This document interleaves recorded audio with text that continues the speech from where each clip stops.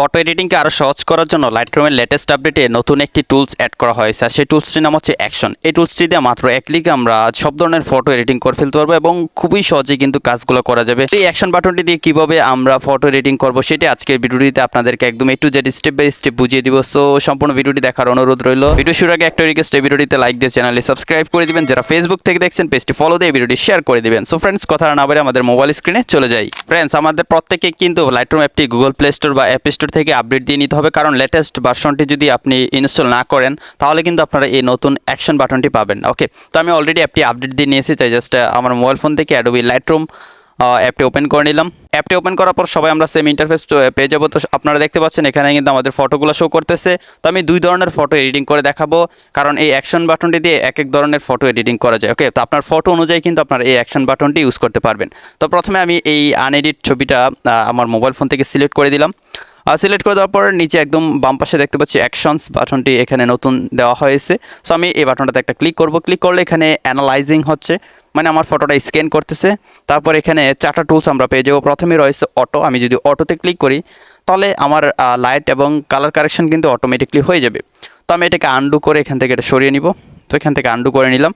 তারপরে আমরা এখান থেকে দেখছি 2 নম্বর সাবজেক্ট রয়েছে, তারপর ব্যাকগ্রাউন্ড রয়েছে, তারপর রয়েছে রিটাচ।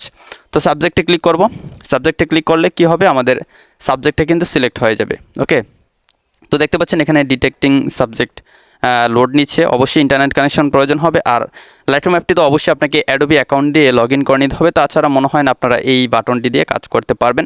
ওকে, তো আমাদের যে সাবজেক্টটি রয়েছে সেটা সিলেক্ট হয়ে গিয়েছে। এখানে বিভিন্ন ধরনের ফিল্টার রয়েছে, শুধুমাত্র সাবজেক্টে কিন্তু এই ফিল্টারগুলো অ্যাপ্লাই করতে পারবেন এবং নিচ থেকে আপনার অ্যামাউন্ট, এক্সপোজার, স্যাচুরেশন সব কিছু কিন্তু এখান থেকে কাস্টমাইজলি চেঞ্জ করতে পারবেন। তো এখানে দেখতে পাচ্ছেন কত চমৎকারভাবে কিন্তু কাজ করা যায়। খুবই সহজ হয়ে গিয়েছে এখন ফটো এডিটিং। তো আপনি চাইলে এখান থেকে অ্যামাউন্ট বাড়াতে কমাতে পারবেন। আমি যদি এটা দেই, এখান থেকে যদি বাড়াই, দেখতে পাবেন শুধুমাত্র সাবজেক্ট কিন্তু পরিবর্তন হবে। তারপর এখান থেকে এক্সপোজার আছে, এই যে ডার্ক করে দিলে ডার্ক হয়ে যাবে। লাইট কিন্তু ইচ্ছে মতো করতে পারবেন। তারপর নিচে রয়েছে স্যাচুরেশন। আপনার যদি কালার প্রয়োজন তাহলে কালারটা এখান থেকে বাড়িয়ে নিতে পারবেন। তো আমি এখান থেকে ক্রসে ক্লিক করে দিব, জাস্ট আপনাদেরকে বোঝানোর জন্য আমি কিন্তু স্টেপ বাই স্টেপ দেখাচ্ছি। তো তারপর আমরা দেখতে পাচ্ছি ব্যাকগ্রাউন্ডে ক্লিক করব। ব্যাকগ্রাউন্ডে ক্লিক করার পর আপনারা এই ছবিতে কোনো স্কাই কিন্তু দেখতে পারতেছেন না। তো আপনারা যেই ছবিতে স্কাই থাকবে না সেই ছবিতে শুধুমাত্র ব্যাকগ্রাউন্ড ব্লার করতে পারবেন। ঠিক আছে, এই যে দেখতে পাচ্ছেন এখান থেকে ব্লারের ইন্টেন্সিটি কিন্তু বেড়ে যাচ্ছে, শুধুমাত্র ব্লার করতে পারবেন। আর যেই ছবিতে স্কাই দেখা যায় সেখানে শুধুমাত্র স্কাইটা এডিট হবে। সেটা কীভাবে করতে হয় সেটা আমি দেখাবো আপনাদেরকে। সো দেখতে পাচ্ছেন এখান থেকে ব্লারের বুকি এবং বিভিন্ন ক্যাটাগরি ব্লার কিন্তু আমি অ্যাপ্লাই করতে পারতেছি। তারপর এখান থেকে অ্যামাউন্টও কিন্তু চাইলে বাড়িয়ে ফেলতে পারতেছি। অনেক বেশি ব্লার হয়ে গিয়েছে ব্যাকগ্রাউন্ডটা এবং চমৎকারভাবে কিন্তু ব্লার হয়। তো আপনারা অবশ্যই দেখতে পাচ্ছেন এখান থেকে এক্সপোজারও বাড়ানো যায়। যে এক্সপোজারটা বাড়ালেই বোঝা যায় যে আমাদের ব্যাকগ্রাউন্ডে কিন্তু কাজ করতেছে। তারপর স্যাচুরেশন রয়েছে, আপনি চাইলে আপনার ব্যাকগ্রাউন্ডের স্যাচুরেশন এভাবে বাড়াতে কমাতে পারবেন। চাইলে একদমই ব্ল্যাক অ্যান্ড হোয়াইটও করে ফেলতে পারবেন। তো এই হচ্ছে অবস্থা। তো আমি এখান থেকে ক্রসে ক্লিক করব।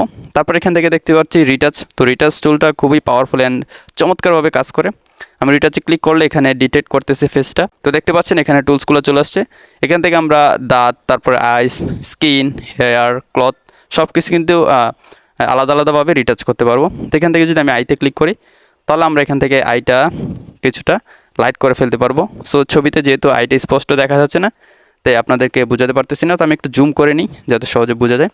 তো এটুকু জুম করে নিলাম। যদি বাড়িয়ে দিই তাহলে দেখতে পাচ্ছি এরকমটা হলো। আর যদি একদম কমিয়ে দিই, এটা হচ্ছে নর্মাল। সো নর্মালটা একটু ডার্ক, তো নর্মালটা থাকুক। আমি এখান থেকে স্ক্রিনে ক্লিক করব। আমরা স্ক্রিনটা স্মুথ করে নিব। সো এখান থেকে স্মুথ 50% অলরেডি হয়ে গিয়েছে। তারপর আমরা এখান থেকে ছেলে 100% করে দিতে পারি।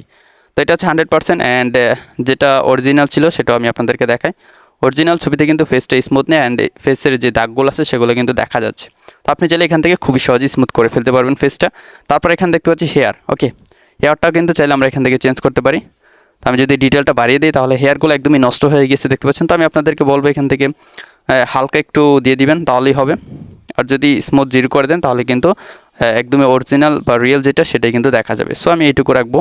তারপর আমরা ক্লথে ক্লিক করে দেবো। সো আমি এখান থেকে একটু জুম আউটে ক্লিক করি বা আপনাদেরকে ক্লথের যেই চেঞ্জটা আছে সেটা দেখাবো। 50% অলরেডি অ্যাপ্লাই হয়ে গিয়েছে, 100% করলে ক্লথের স্যাচুরেশনটা কিন্তু বেড়ে যাচ্ছে। সো আমি একটু জুম আউট করে নিই। তারপর এখান থেকে যদি আমরা অরিজিনালটা দেখাই, এটা হচ্ছে অরিজিনাল। অ্যান্ড এখান থেকে এটা ফুল করে দেওয়ার পরে কিন্তু ক্লথের স্যাচুরেশনটা অ্যান্ড ডিটেলটা কিন্তু বেড়ে গিয়েছে। আমি এখান থেকে ক্রসে ক্লিক করব।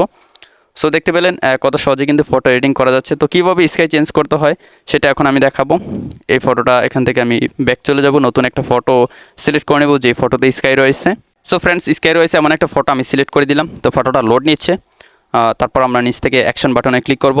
তারপর বাকি কাজটা আমি আপনাদেরকে দেখাচ্ছি। অ্যাকশন বাটনে ক্লিক করে দিলাম। এখানে অ্যানালাইজিং হবে, কয়েক সেকেন্ড সময় লাগবে। অলরাইট, আমাদের টুলসগুলো চলে আসলো। এখন আপনারা দেখতে পাচ্ছেন পূর্বে কিন্তু ছিল ব্যাকগ্রাউন্ড, এখানে সাবজেক্ট রয়েছে, ব্যাকগ্রাউন্ড রয়েছে, অ্যান্ড নতুন করে স্কাই কিন্তু একটা টুলস অ্যাড হয়ে গিয়েছে, যেহেতু এই ছবিতে স্কাই রয়েছে। সো আমি স্কাইতে ক্লিক করে দিলাম। তারপর এখানে ডিটেক্টিং স্কাইটা কিন্তু ডিটেক্ট করে ফেলবে। লোড নেওয়ার পর আমাদের সামনে কিছু ফিল্টার চলে আসছে। তো প্রথমে রয়েছে নান, আমি এখান থেকে যদি ব্লু ড্রামাতে ক্লিক করি, এগুলো লোড নিচ্ছে। তো ক্লিক করার পর দেখি কীরকম চেঞ্জ আসে।